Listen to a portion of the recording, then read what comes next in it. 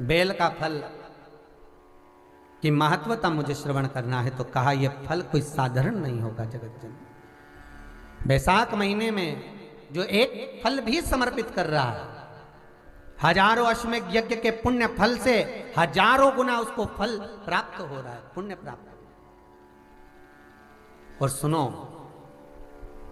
हे जगत जननी जगदम्बा, हे पार्वती, जब शिव और शक्ति, देवी और शंकर, भगवान शिव और जगदम्बा का या आदिकादिक 33 कोटि देवताओं का जहां पर विशाल यज्ञ का आयोजन होगा, बड़े बड़े अनुष्ठान, बड़े बड़े यज्ञ जहां होंगे, उस यज्ञ में तुम्हारे और मेरे स्मरण से ये बीला जो फल है इसकी आहुतियां प्रदान करी जाए।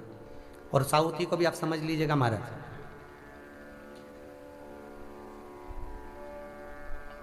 एक वो भी आप समझ लें कि जैसे अष्टमी तिथि या नौमी तिथि किसी भी महीने की,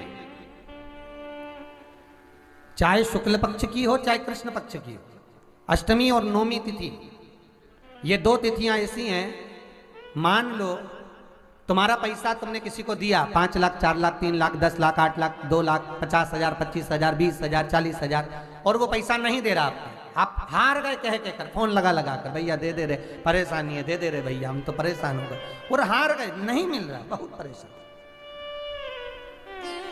तो महाराज किसी भी अष्टमी या नौमी तिथि के दिन आप मां जगत जननी जगदम्बा का शिव के साथ में, शिव शक्ति का स्मरण कर कर देवी के नाम की 9 आहुतियां, सूखे बीले की, मतलब बीला जो सूख चुका है, फल जो सूख चुका है, उसकी 9 आहुतियां अग्नि में शंकर और सती के नाम से, शंकर और शिव के नाम से समर्पित करें। और आखिरी आहुति जो समर्पित करें उसमें थोड़ा सा भाग तिल का, और तिल भी काली नहीं चढ़ती उसमें, श्वेत तिल का भाग उसके साथ लगाकर समर्पित करें, और जिससे धन लेना है उसका नाम लेकर वो समर्पित करें महाराज, उसको सुध आएगी और वो पैसा किसी भी हाल में आपके हाथ में थमाकर जाएगा ही, ये पक्का है।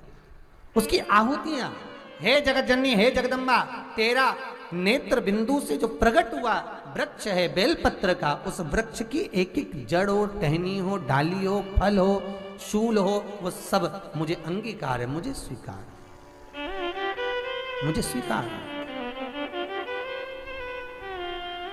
उसका आनंद सुख देने वाला है जगदम्बा। मां पार्वती शिव जी के साथ में आनंद में विराजमान। और एक निवेदन आप सबसे कहूंगा, प्रयास करिएगा जीवन में 2 रोटी कम खा लो पर किसी से कर्जा मत लो, मत लो।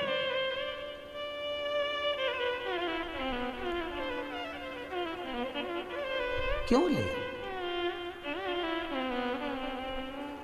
गुरुजी बैंक का बहुत कर्जा है, हमने कहा काय को लिया लोन, अब गुरुजी मकान तो बनाना था तो लेना तो था, फिर मकान का लोन तो था ही सरी, साथ में 4 व्हीलर गाड़ी और उठा ली, गुरुजी कर्जा बहुत है।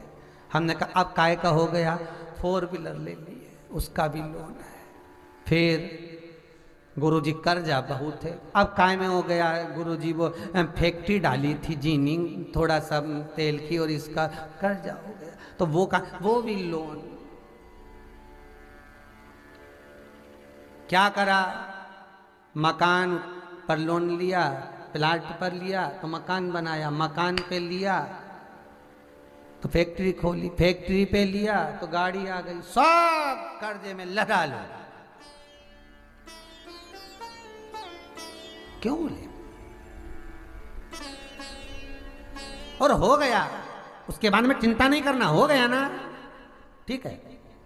जयपुर के अग्रवाल जी, उनकी आप बीती यहीं पर माइक पे सुनवाएंगे हम। वो कहते हैं गुरुजी पूर्ण तरह से बर्बाद हो गया लॉकडाउन में, 1 रुपया नहीं बचा, और जा रहे थे सुसाइड करने, कहीं मोबाइल पर किसी मित्र ने कथा सुना दी और बस रुक गए कि अब नहीं मरना, महाराज कह दिया है कि भटकोगे, अब नहीं मरना। और कथा भी वही मिली, भटकने वाली, मर तो जाओगे बेटा, गति बिगड़ जाएगा।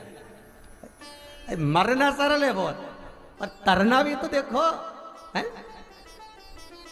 ट्रेन के लोकल डब्बे में चढ़ जाओ, जगह है नहीं, हमारे को तो सब मिली नहीं। हमने तो फर्स्ट एसी का टिकट कराया, उसमें भी नहीं मिली। सेकंड एसी का वो भी नहीं मिली। थर्ड एसी का कराया, वो भी नहीं मिली। फिर रिजर्वेशन कराया स्लीपर का, वो भी नहीं मिला। तो जाना तो था, चढ़ गए लोकल में, और दादा बाथरूम में लटके, और आखिरी में मंजिल तक भी नहीं पहुंचे कि मैं तो अगला स्टेशन पर उतर जाऊं। मेरे काका से नहीं बने, दादा लटका लटका मारा तो पाँव हाथ टूट गया और अगला स्टेशन पर उतरी। तो ऐसा काम काय को करो, जब ऊपर बैकुंठ और नरक के सारी सीटें फुल, तो तुम्हें तो लोकल में लटकना ही पड़ेगा। फिर ऊपर तुम्हें कहाँ रिजर्वेशन मिल रही है कि तुम्हें बैकुंठ ले जाए कि नरक ले जाए? लटके रहो, अब नीचे ही लटको, कौन ले जाए? तो कहा गुरुजी बड़े तकलीफ में आ गए और ऐसा हो गया, और करोड़ों रुपए का कर्जा हो रहा। अब क्या? तो हमने कहा बताओ, इतना कर्जा होने के बाद तुम यहाँ काय को आ गए ऋषि? और तो कि बस तुमने टीवी में देखा था कि लटक जाओगे, इसलिए हम यही लटके। आ तो गए, यही आपस में मिले हो। हमने कहा तुम बाहर बैठो, जयपुर से आयो। गुरु जी बहुत, हमने कहा क्या विचार है? बस व्यापार अच्छा चल जाएगा, नहीं तो सब बिकने की कतार है। कुछ बचा है एक आध चीज? बच्चा तो क्या है, फैक्ट्रियां सब बंद पड़ी हैं, कोई काम है कुछ नहीं। फिर भी आशा लगा कर जाओ, बाबा पर विश्वास कर कर जाओ। बाबा 2-1 महीने में दे दे तो शिव महापुराण जरूर कराओ। लॉकडाउन के टाइम पर आए, बाबा से विनती कर कर, निवेदन कर कर, कहीं बाबा ने सुन ली। कुबेर भंडारी है वो, तो भले अभी नहीं बैठा, पर जमीन तो उसी की है, उसी की प्रॉपर्टी पे तो अपन बैठे। सही है गलत है? अब किसी के प्लाट पे चले जाओ, भले तुम उसके प्लाट पे वो गोबर का कंडा थाप दो, पर भले थाप दो, पर प्रॉपर्टी तो दूसरे की है। भले तुम कंडा तुम्हारा, पर प्रॉपर्टी तो उसी की है। आने वाला तो व्यक्ति कहेगा भैया हमारे प्लाट पे थापा है, 2 कंडा हमारा भी, प्रॉपर्टी तो उसी की। आप लोगों ने जो 1-1 रुपया लगाया, जो भाव से समर्पित करा, या यहाँ आकर बैठे, तो उसकी रज अपने शरीर पर तो लगी, तो वो खाली तो नहीं छोड़ेगा, ये पक्का। जैसे पोटा गिरता है तो धूल लेके उठता है, ऐसे ही गए। और उसके बाद में इनकी जब सूचना आई, गुरुजी तैयारी करो, शिव महापुराण बाबा कृपा कर। सबसे बड़ी बात तो यह है कि यहाँ आए हो तो बस पाओ, भोजन करो, भजन करो, स्मरण करो, कीर्तन करो। यहाँ कोई पैसा दिला तो लगना नहीं तुम्हारे को, रुकने का ना खाए का ना खाए का, बस आनंद करो, जाओ। फिर भगवत चित्त हो, और भजन चरणारविंद का जो सुख है भगवान का, मेरे कुबेर भंडारी देने में कमी नहीं रखते। बाबा देने में कभी कमी नहीं रखेगा। तो पार्वती से भगवान शिव कह रहे हैं तू सुख का आनंद है। क्यों?